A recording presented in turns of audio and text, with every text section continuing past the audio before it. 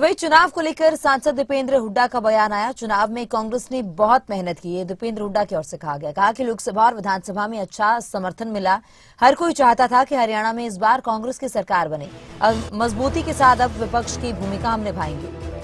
तो चुनावों को लेकर बोलते हुए नजर आए हैं दीपेंद्र हुड्डा। उनकी ओर से कहा गया कि हर कोई ये चाहता था कि विधानसभा चुनाव में कांग्रेस की जीत हो और कांग्रेस की सरकार बने, लेकिन अब हम विपक्ष में रहकर मजबूती से अपनी भूमिका निभाएंगे।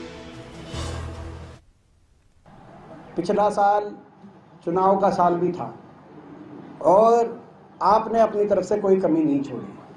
आपने कोई कसर, कोई कमी नहीं छोड़ी। लोकसभा के इलेक्शन में भी आपने इतना आशीर्वाद दिया, क्योंकि उसके बाद पिछला प्रोग्राम था और लोकसभा के इलेक्शन से पहले का प्रोग्राम था मेरा। उसके बाद अब इस गौशाला प्रोग्राम का अवसर मिला है। आपने इतना आशीर्वाद दिया लोकसभा चुनाव में और उसके बाद विधानसभा चुनाव में भी आपकी तरफ से कोई कमी कसर, रत्ती भर भी कमी कसर आपकी तरफ से नहीं रही। लेकिन कई बार इंसान प्रयास करता है, फल देना काम ईश्वर का है।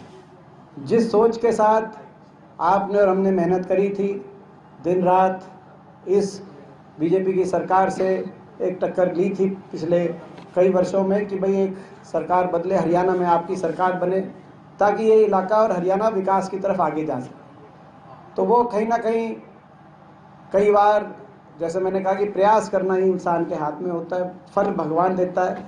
हो सकता है तो जो ये बात है, मगर उसको हम स्वीकार करते हुए हम सच्चाई के रास्ते पे हैं, हम अच्छाई के रास्ते पे हैं। और हमारी दुख इस बात का मुझे नहीं है कि राज्य का सबसे बड़ा दुख है हमारा इलाका और ये हरियाणा प्रदेश जिस सोच के साथ कि एक रफ्तार से फिर आगे जाए डेवलपमेंट में, वहाँ कहीं ना कहीं नुकसान हुआ है।